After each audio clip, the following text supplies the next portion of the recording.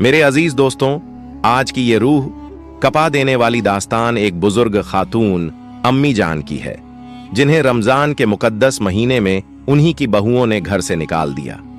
जलते सूरज के नीचे तपती जमीन पर वो बेजार, बेहाल और बेसहारा पड़ी थी। भूख और प्यास ने जिस्म की आखिरी ताकत तक निचोड़ ली थी। आंखों के सामने अंधेरा छा रहा था। लू के थपेड़ों ने जिस्म को बेहिस कर दिया था। कोई उनका हाल पूछने वाला तक न था। कांपते होठों से बस एक दर्द भरी सिसकी निकली, या अल्लाह मुझसे अब और नहीं चला जाता। उनकी हर हड्डी जवाब दे रही थी। आंखों से आंसू बह रहे थे, मगर पसीने से तर चेहरा और सूखे होंठ ये गवाही दे रहे थे कि उनके सब्र की इंतहा हो चुकी थी। इस दर्दनाक दास्तान को जानने के लिए आखिर तक हमारे साथ रहिएगा। गांव के बीचों बीच एक पुरानी मगर शानदार हवेली जैसी बड़ी कोठी थी। इसी घर में अम्मी जान अपने 6 बेटों के साथ रहती थी। उनका असल नाम हलीमा बीवी था, मगर पूरे गांव में लोग उन्हें अम्मी जान कहकर पुकारते थे, क्योंकि वो हर किसी के लिए एक मां जैसी थी।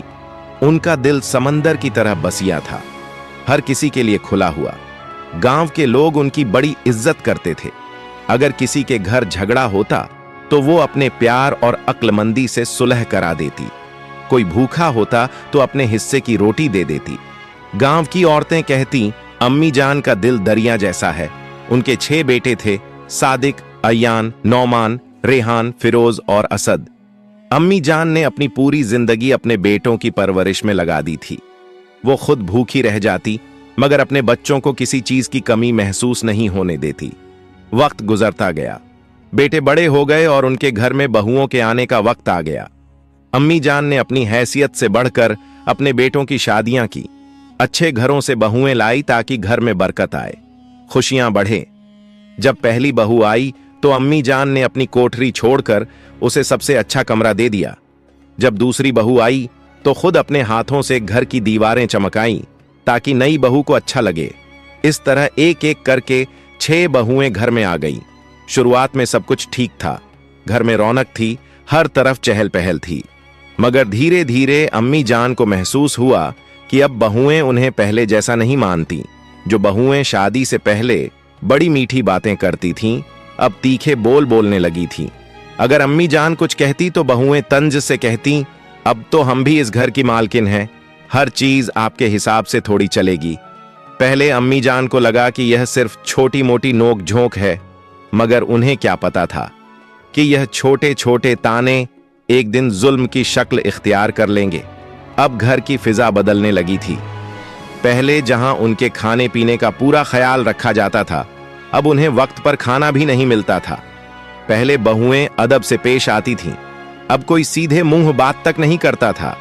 पहले बेटे हर छोटी बड़ी बात में उनकी राय लेते थे, अब बीवियों के कहने पर कहते, अम्मी अब आप बूढ़ी हो गई हैं, हर चीज में दखल मत दिया कीजिए। फिर एक दिन अम्मी जान को तेज बुखार हो गया। कमजोरी की वजह से वो उठ भी नहीं पा रही थी। उन्होंने छोटी बहू से कहा, बेटी जरा पानी दे दो, बहुत प्यास लगी है। छोटी बहू झुंझलाकर बोली, इतना काम करते करते मेरी कमर टूट गई है और आपको बस हुक्म चलाने की पड़ी है। अगर इतनी तकलीफ हो रही है तो बेटों से कहिए आपके लिए अलग से नौकरानी रख ले। तीसरी बहू ने तो हद ही कर दी, अम्मी जान अब आप अपनी आखिरी उम्र में आराम कीजिए, हमसे घर के कामों की उम्मीद मत रखिए। अम्मी जान हैरान रह गई। जिन बेटों के लिए उन्होंने अपनी पूरी जिंदगी कुर्बान कर दी, उन्हीं के घर में उनके लिए अब कोई जगह नहीं बची थी। जब बेटे घर लौटे तो बहुओं ने बड़ी आसानी से कह दिया, अरे ये तो बस हल्का सा बुखार है, बुढ़ापे में तो आए दिन ऐसा होता ही रहता है। किसी ने अम्मी जान का हाल तक न पूछा। उन्होंने खुद ही कांपते हाथों से पानी उठाया, बिस्मिल्लाह कहकर पिया और रुंधी हुई आवाज में अल्लाह से फरियाद की, या अल्लाह तू ही मेरा सहारा है। कई दिनों के तकलीफ के बाद अल्लाह के करम से उनकी तबीयत कुछ बेहतर हुई। उसी दौरान रमजान का मुकद्दस महीना शुरू हो गया। रमजान हमेशा से अम्मी जान के लिए सबसे प्यारा वक्त होता था। बचपन से ही वह इस मुबारक महीने का बेसब्री से इंतजार करती थी। इस बार भी जैसे ही पहली रमजान का चांद नजर आया, उनके चेहरे पर एक अजीब सुकून छा गया। उनकी आंखों से आंसू छलक पड़े, या अल्लाह तूने मुझे एक और रमजान देखने की तौफीक दी, तेरा लाख लाख शुक्र। उन्होंने खुद को धीरे धीरे संभाला और सहरी की तैयारी में लग गई। हालांकि अब उनका जिस्म पहले जितना मजबूत नहीं रहा था, मगर दिल में अल्लाह की मोहब्बत का जोश बरकरार था।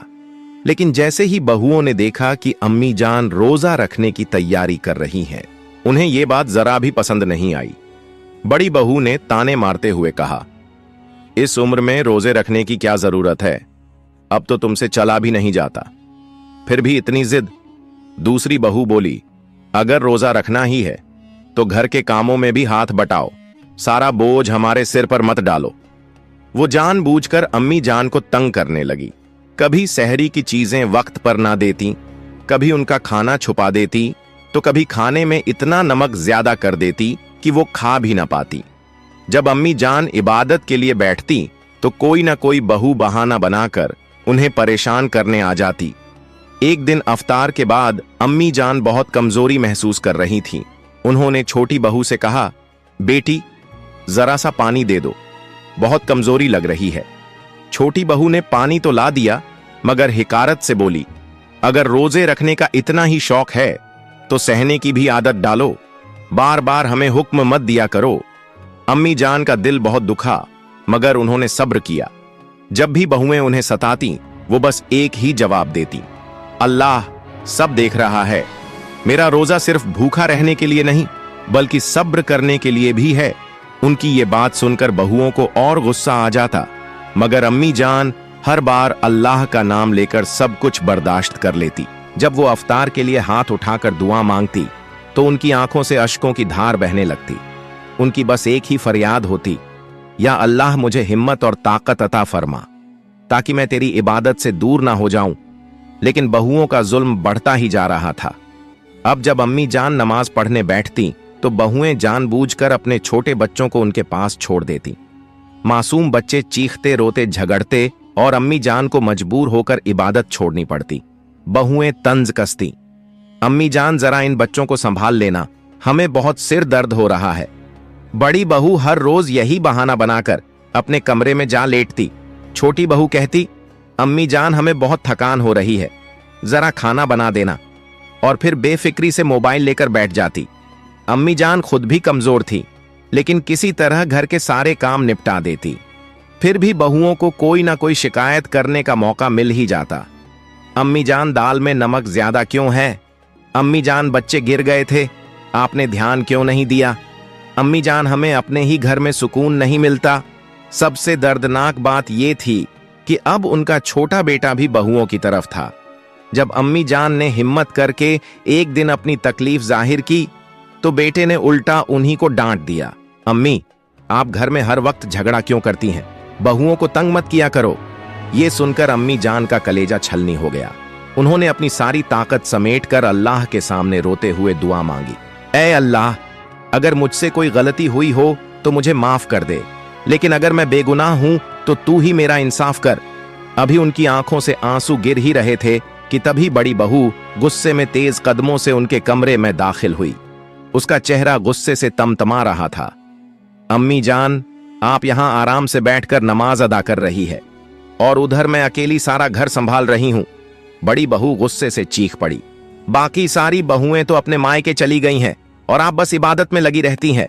घर का सारा काम आखिर कौन करेगा? चलिए उठिए और फौरन मेरे साथ काम में लगिए। अम्मी जान ने ठहरते हुए नरमी से जवाब दिया, बेटी मैं रोजे की हालत में हूं, मुझसे ज्यादा मेहनत वाला काम नहीं होगा, लेकिन जितना मुझसे हो सकेगा मैं कर दूंगी। मगर बड़ी बहू को यह जवाब बिल्कुल पसंद नहीं आया। उसने ताने मारते हुए कहा, बस बहाने मत बनाइए। जब खाने का वक्त आता है तो आपको भूख लगती है और जब काम करने की बारी आती है तो रोजे का बहाना बना लेती है। जल्दी चलिए। इतना कहकर उसने अम्मी जान का हाथ जबरदस्ती पकड़कर उन्हें खींचा और रसोई में ले गई। गर्मी और रोजे की कमजोरी ने पहले ही अम्मी जान को निढाल कर दिया था, मगर फिर भी उन्होंने सब्र से काम लिया और बहू की मदद करने लगी। थोड़ी ही देर में उनकी हालत और बिगड़ने लगी। हाथ कांपने लगे, आंखों के आगे अंधेरा छाने लगा, जिस्म जवाब देने लगा, मगर बहू को कोई रहम नहीं आया। अभी बहुत काम बाकी है, जल्दी जल्दी हाथ चलाइए। बड़ी बहू ताने देती रही। अम्मी जान की जिस्म में अब और हिम्मत बाकी नहीं थी। आखिरकार ज्यादा मेहनत की वजह से उनके कदम लड़खड़ाए, सर चकराया और वो बेहोश होकर जमीन पर गिर पड़ी। लेकिन बड़ी बहू पर इसका कोई असर नहीं हुआ, उल्टा वो और ज्यादा गुस्से में आ गई। ये नाटक मेरे सामने मत कीजिए, अम्मी जान उठिए और काम पूरा कीजिए। मगर अम्मी जान दर्द के मारे हिल भी नहीं पा रही थीं। उनके जिस्म जैसे बेजान हो गया था। बड़ी बहू का गुस्सा और बढ़ गया। उसने बेरहमी से उनके बाजू पकड़ी और जमीन पर घसीटते हुए दरवाजे तक ले गई। फिर उन्हें बेदर्दी से घर के बाहर फेंक दिया। अगर आपसे घर का काम नहीं होता तो बाहर बैठिए, यहां रहने की कोई जरूरत नहीं। अम्मी जान दर्द से कराह रही थी, मगर उन्होंने कोई शिकवा नहीं किया। बस अपनी सूखी आंखों से आसमान की तरफ देखा और हल्की आवाज में कहा, या अल्लाह तू सब देख रहा है। वो वहीं जमीन पर पड़ी रही। उनके जिस्म में अब हिलने की भी ताकत नहीं थी। उधर बड़ी बहू चैन की सांस लेकर इत्मीनान से घर के अंदर चली गई। मगर अल्लाह की लाठी में आवाज होती है। अगले ही पल जब बड़ी बहू किचन में वापस गई तो अचानक उसका पैर फिसला और वो सीधा उबलते हुए तेल के बड़े बर्तन पर जा गिरी। आह हा हा! तेज चीख से पूरा घर गूंज उठा। जैसे ही उसका जिस्म गर्म तेल में गिरा, वो दर्द से बुरी तरह चीख उठी, बचाओ, जल गई, जल गई। उसकी दहला देने वाली चीखें पूरे घर में गूंज रही थीं। घर में मौजूद उसका शौहर, देवर और बाकी घर वाले घबरा कर दौड़ पड़े। जैसे ही उन्होंने किचन का मंजर देखा, सबके होश उड़ गए। बड़ी बहू उबलते तेल में गिरी तड़प रही थी। अल्लाह, जल्दी करो, इसे बाहर निकालो, उसका शौहर चिल्लाया। देवर ने किसी तरह कपड़ा लिया और बड़ी मुश्किल से उसे जलते तेल से बाहर निकाला, मगर बहुत देर हो चुकी थी। उसका पूरा बदन झुलस चुका था। चेहरा इस कदर जल गया था कि पहचानना मुश्किल था। उसी वक्त बाकी बहुएं जो मायके गई हुई थीं, वापस लौट आई। जैसे ही उन्होंने यह खौफनाक मंजर देखा, उनकी रूह कांप उठी। छोटी बहू कांपती हुई बोली, या अल्लाह, ये क्या हो गया? बड़ी बहू दर्द से कराह रही थी। उसका जल चुका चेहरा, झुलसे हुए हाथ पैर। बाकी बहुएं डर के मारे सहम गई। एक और बहू हकीकत को समझते हुए बोली, हमने तो कभी सोचा भी नहीं था कि ऐसा कुछ हो सकता है। डॉक्टर ने पूरी कोशिश की, मगर आखिर में यही कहा, हम इसे बचाने की हर मुमकिन कोशिश करेंगे, मगर इनका चेहरा और जिस्म अब हमेशा के लिए जल चुका है। ये पहले जैसी कभी नहीं हो सकेगी।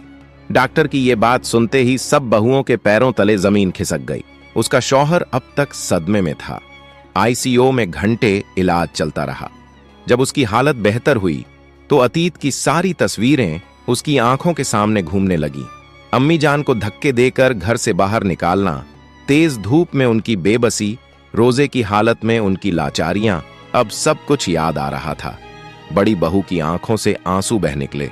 उसने कांपते हुए अपने शौहर का हाथ पकड़ा और सिसकते हुए कहा, अल्लाह ने मुझे मेरे गुनाहों की सजा दे दी। यह सब मेरी करने का अंजाम है। शौहर अब तक नहीं समझ पाया था कि उसकी बीवी यह सब क्यों कह रही है। तुम क्या कह रही हो? उसने हैरानी से पूछा। बड़ी बहू ने शर्मिंदगी से सर झुका लिया और सारा सच बयान कर दिया। क्या तुम सच कह रही हो? शौहर के मुंह से बस यही लफ्ज़ निकले, हाँ, मैंने अम्मी जान पर बहुत जुल्म किए और अल्लाह ने मुझे इसी दुनिया में सजा दे दी। जाओ, उन्हें ढूंढ कर लाओ। मैं उनके कदमों में गिरकर माफी मांगूंगी। अब घर के हर फर्द को एहसास हो रहा था कि उन्होंने कितनी बड़ी गलती की है। सारे घर वाले अम्मी जान को ढूंढने निकल पड़े, कहीं वो बेहोश ना हो गई हो। छोटी बहू घबराकर बोली, गर्मी बहुत थी। सूरज की तपती हुई किरणें जमीन को झुलसा रही थीं। हर कोई गली मोहल्ले और खेतों में दौड़ने लगा, मगर अम्मी जान कहीं नजर नहीं आई। तपती दोपहर भूख और प्यास से बेहाल, कमजोर और लाचार, आखिरकार वो एक पेड़ के नीचे गिर पड़ी और बेहोश हो गई। जब उनके बेटे और बहुएं उन्हें ढूंढते हुए वहां पहुंचे तो अम्मी जान की हालत देखकर उनके होश उड़ गए। अम्मी जान बड़े बेटे ने दौड़कर उन्हें गोद में उठा लिया। उनकी सांसें धीमी हो रही थीं, होंठ सूख चुके थे, चेहरा हल्कान था। छोटे बेटे की आंखों से भी आंसू छलक पड़े। या अल्लाह, हमने अपनी मां के साथ ये क्या कर दिया। सब मिलकर अम्मी जान को अस्पताल की तरफ दौड़े। डॉक्टर ने जांच की और अफसोस से सिर हिलाया। ये कई दिनों से भूखी प्यासी है, जिस्म बहुत कमजोर हो चुका है, इन्हें सही से खाना भी नहीं मिला, हालत नाजुक है। अगर थोड़ी देर और होती तो शायद। बेटों का दिल बैठ गया।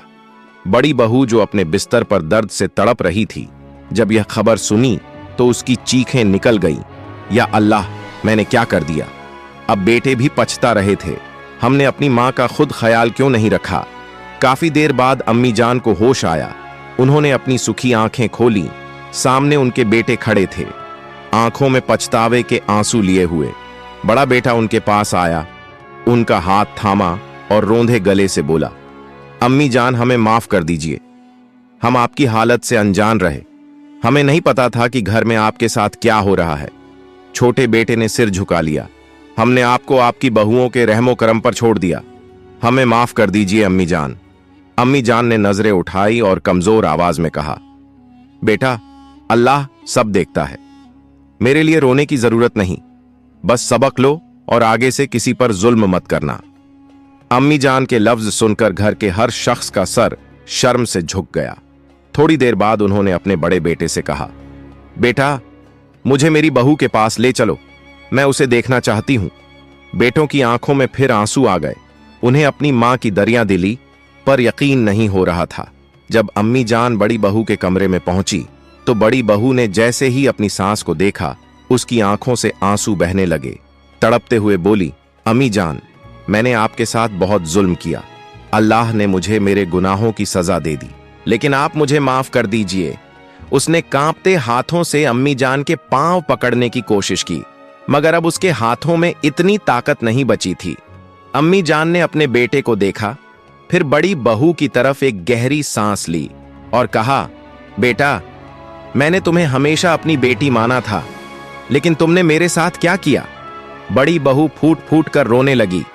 बाकी बहुएं भी वहां आ गईं और सब ने मिलकर अम्मी जान के कदमों में सिर रखकर माफी मांगी। हमने आपको तकलीफ दी, हमें माफ कर दीजिए। अम्मी जान ने अपनी आंखें बंद की, दिल ही दिल में अल्लाह से दुआ की, या अल्लाह, मैंने अपनी तरफ से सबको माफ किया, अब तू भी इन्हें हिदायत दे। उस दिन से पूरे घर का माहौल बदल गया। बेटों को अपनी मां की अहमियत समझ में आ गई। बहुओं ने अब अम्मी जान की देखभाल शुरू कर दी, मगर बड़ी बहू के चेहरे और जिस्म पर जले की निशान हमेशा के लिए रह गया। अब जब भी वो आईने में खुद को देखती हैं तो अपने की पर पछताती, काश मैंने अम्मी जान पर जुल्म न किए होते।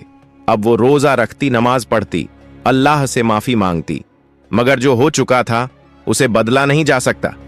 अल्लाह के बंदों पर जुल्म मत करो, वरना अल्लाह का इंसाफ बहुत सख्त होता है। मां बाप की इज्जत करो, उनका दिल मत दुखाओ, वरना अल्लाह की सजा इसी दुनिया में देखने को मिलेगी। अगर किसी से गलती हो जाए तो जल्दी तौबा कर लेनी चाहिए ताकि अल्लाह माफ कर दे।